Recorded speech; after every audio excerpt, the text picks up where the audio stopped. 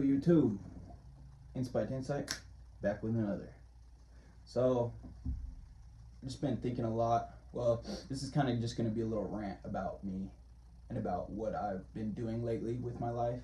So yeah, lately I've been trying to go on as many positive affirmation rants, tangents as possible, because I know that that's been giving me a much better outlook on myself and how I think about myself, right? So instead of just doing affirmations, I've been literally going on tangents, on rants about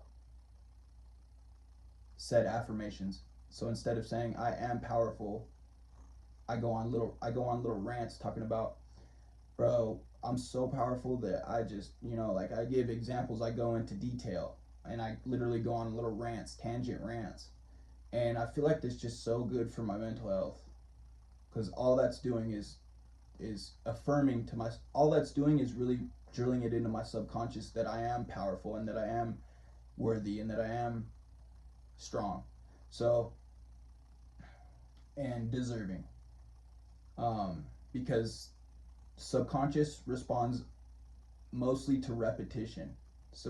Your subconscious literally takes in repetition. Like it won't, if you just affirm to yourself a few times, it's probably not going to catch your subconscious's attention. But what will is if you go on tangents and rants and mention about what you desire, about your desires, about what you already are, and everyone knows that you got to act as if it's already in your life, whatever your goals are. But I have the outlook that you have to go on rants about said goals as if, like, describe what they're going on. I'm pretty sure you've probably heard this, but you got to say how it smells, how it tastes, how it looks, how it feels. You got to literally bring the five senses into it, and that will also trigger your subconscious more to take note of what you're saying. And because literally over 90% of our behaviors and our actions come from our subconscious, right? We're basically on autopilot. Like, our conscious mind is only about 5% of our mind. I'm sure you probably know this. This is kind of like going to be review, but this is just like, and also another thing I've been doing lately is eliminating words completely from my vocabulary. I took out the words can't, if, maybe. Like, all those are just buzzwords that are gonna turn your subconscious straight into negativity right there. So, and I'm mentioning subconscious so much because I believe that is just so powerful, and it's just so, we don't realize really just how much our subconscious is controlling our lives. And it takes a lot of work and effort to get into a place of your subconscious working for you, right? Because our subconscious kind of always is working against us, unless you already have the values instilled in you that you are whatever you want to be, right? But for the most part, most of us are not that overly confident about ourselves and are not overly just trusting of ourselves. We're not like, we don't really embody that we are as much as we want to be, right? Because all of us have a little insecurities, some little insecurities, maybe some big insecurities, and your subconscious eats those up. Like, your subconscious, that's what your subconscious thrives off of, is like the fact that you don't fully believe in yourself, and that will literally reflect itself into your life, and it'll just make progressing, it'll make improving yourself just all that much harder if your brain's working against you. And you can't even control it, because we can't really control our subconscious. It just is, because that's the thoughts that we just think. Those are the thoughts that just pop into our mind, and we didn't consciously think about them. That's our subconscious telling us stuff.